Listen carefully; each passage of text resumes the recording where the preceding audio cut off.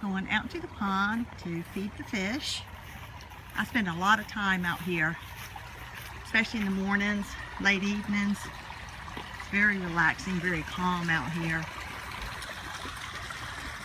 Ponds pretty much get back up into full gear. Come on, guys. They're all hungry. You ready?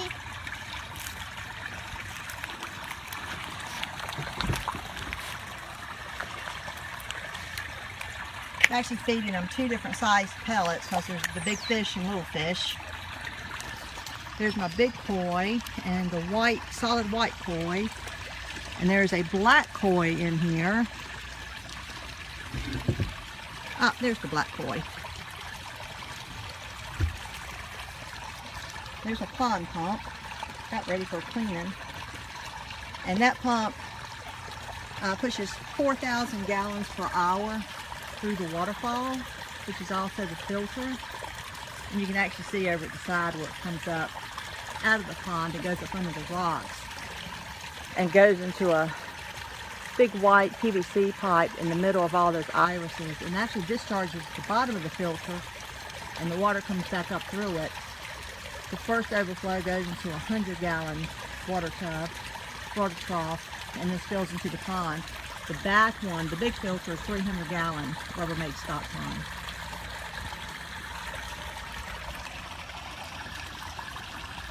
The empty place here is where I will be putting a tropical water lily.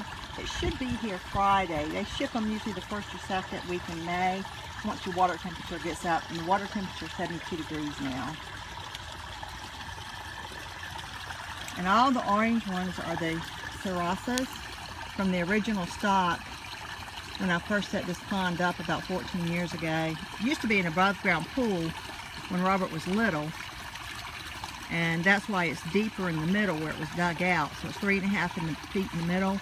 On the edge, there's a planting ledge there, and it's about 18 inches deep.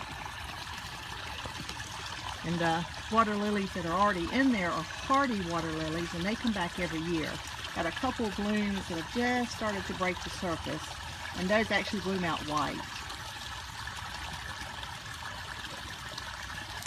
There's my fish flag. This is where the heron keeps coming in, trying to, usually see him standing here. He's trying to get fish out of the pond, so I hung that there to see if maybe it would deter him a little bit to have something flapping around up here, besides me running out the back door yelling and screaming at him.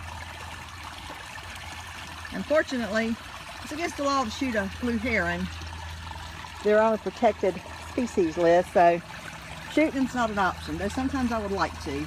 But he's actually a very pretty bird, just not when he's got one of my fish hanging out of his mouth. He's not so pretty then.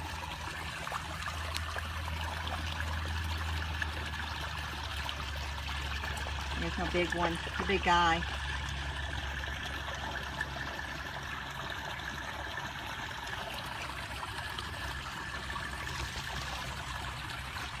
And you can actually still read the writing on the liner in the pond, so the pond stays pretty clear.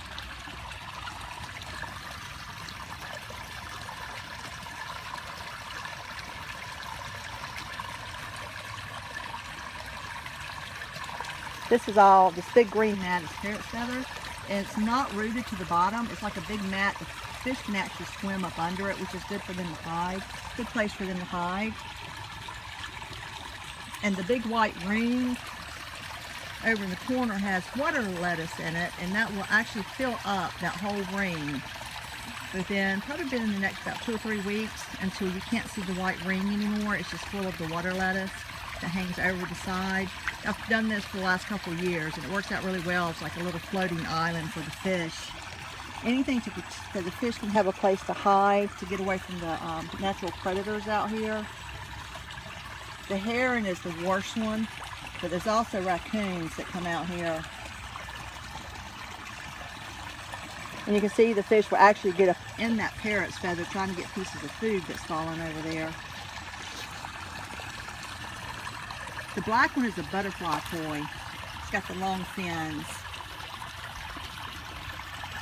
But I have lost several out of this pond. I'm pretty sure the heron got them.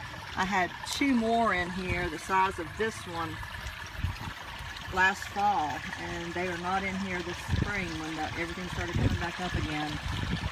And all the fish came out from wherever they hide at all winter. So I have 6 young koi that will be here Friday that I ordered, and they will go have a little 300-gallon stock tub that I made into a little quarantine tank up by the barn, and they're actually going to stay in there throughout the summer. I need to make sure they're healthy before I put them in my big tank, in the big pond. I don't want to introduce any kind of parasites or bacteria in here that will harm these fish.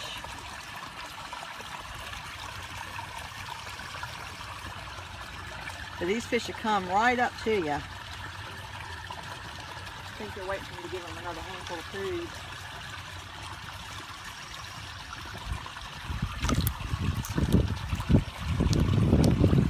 The parrot's feather is pretty invasive, and I'm going to have to get in there and clean some of that out. I'm trying to wait for the water to warm up just a little bit. I don't mind when I get in the pond voluntarily. It's when I fall in it, which fortunately or unfortunately I've only done about 3 times in 14 years. I've actually flipped over the side of it reaching for something. I don't want to do that again. Of course, I might make a neat video of me falling into the pond. But they're a lot of fun. It's relaxing, very relaxing to sit out here. I spend a lot of time out here. The sound of the waterfall and watching the fish, especially the big one right there. You can actually hear them making sucking noises, and it's actually them sucking the food up.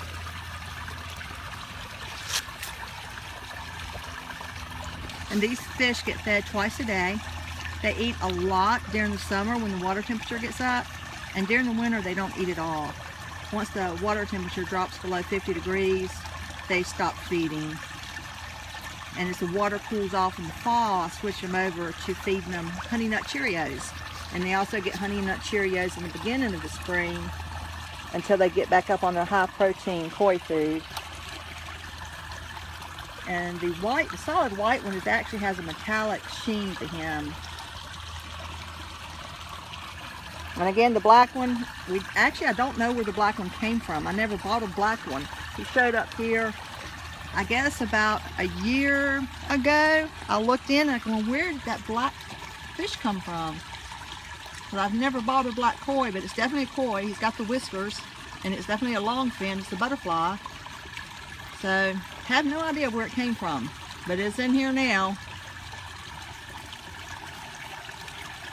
So I don't know if it's a fish that I bought that morphed and changed colors, which does happen sometimes.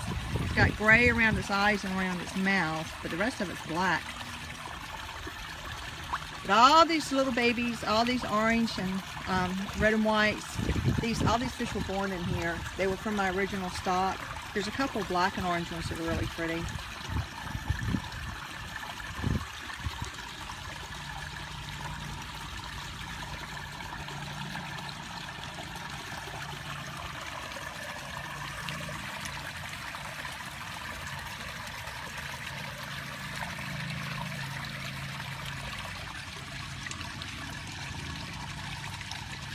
But that's it. Just want everybody to see the fish while they're up and active. Once I put the tropical water lily on this end of the pond, this whole end would be pretty much covered up with water lilies, and you won't be able to see the fish quite as well as you can now. But it also, again, provides shelter for them. And the tropical water lilies are really pretty. The blooms are a lot bigger, and the leaves are a lot bigger.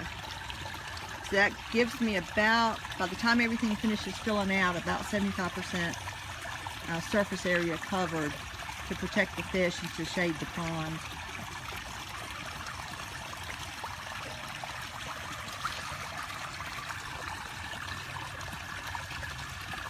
And a big concrete cat back there.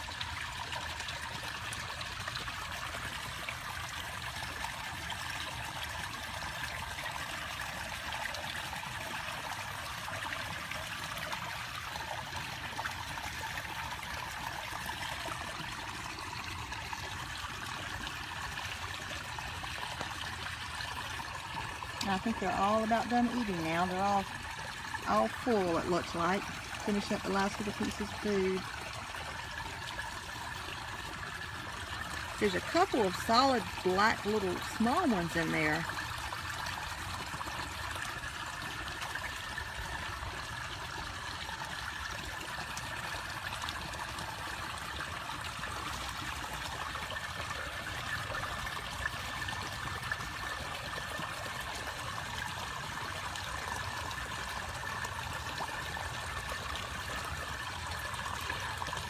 I just realized there's some more food over there.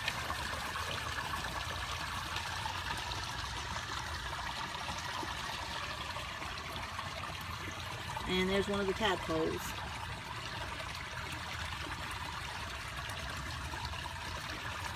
But this is where you'll find me most of the time in the mornings and in the evenings, sometime in the afternoons, out here at the pond. We put a canopy over it for the summer because it gets too hot out here without it.